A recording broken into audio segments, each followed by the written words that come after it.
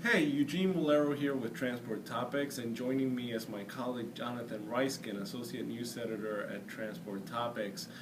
Tonight, President Obama delivers his final State of the Union address, and the transportation world is really eager to see how much time he's going to invest talking about infrastructure and transportation issues. He has the FAST Act, that 5-year bill, enacted into law under his belt. So right now, for the final year of his administration, we're looking to see if he's going to push freight policy, if he's going to push high-speed rail. But aside from State of the Union, the other big thing in the transportation community happening is the 95th annual meeting of the Transportation Research Board. And already we've had Scott Darling, acting administrator at FMCSA, make some news announcing that this month the agency is going to put out the safety fitness determination proposal, and tomorrow we're going to hear from Secretary Anthony Fox of the DOT. This year, Congress is really not going to be expected to do too much on transportation. Like I said, they got a 5-year bill out the window. But on the regulatory side, as what we saw with Scott Darling, there's going to be a lot of action on that front. And Jonathan, give me your take on what to expect on the regulatory side. Thanks, Eugene. Although there is one thing that I think a lot of people in trucking would like to see happen on the Hill, and that's the Darling confirmation before the Commerce Committee.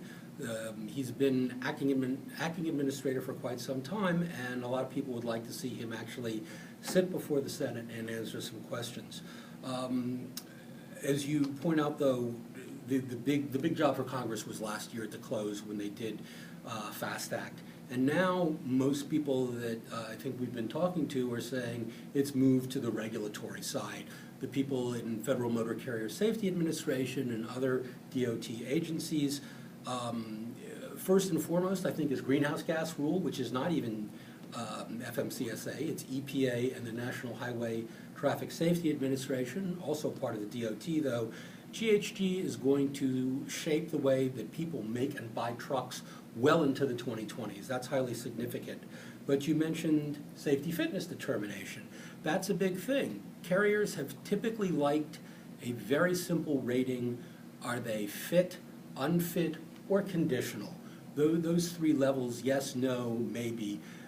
What we've been looking at now, which drives a lot of people crazy, is how good is your CSA score. That has raised a lot of antipathy within the industry and among shippers. So when Darling says that he's going to do this, this is something we should all take note of, in addition to the rest of what's going on in Transportation Research Board, which I always remember someone described as homecoming or prom for transportation professionals. Yeah. That's maybe a bit much, but still it's a big thing for this time of year. And I've heard people also refer to it as Comic-Con for transportation nerds and data gurus. Quickly back to GHG, Jonathan. When are we expecting that in 2016? Give us a timeline. EPA says currently on its website that it'll have it done by July 31st. And remember, this is the final rule. The proposal's been out since earlier in 2015. Yeah. But this is the final rule. EPA is saying by July. If they're wrong, nothing says that they can't be wrong, but we certainly know from President Obama's emphasis on climate change issues that he wants this in place before he leaves office next January 20th. So it's a massive rule. It might be hard to do exactly on time, but my hunch is that the president will keep the pressure on to get this done before he walks out the door. Yeah, and climate change has been a priority for him since taking office.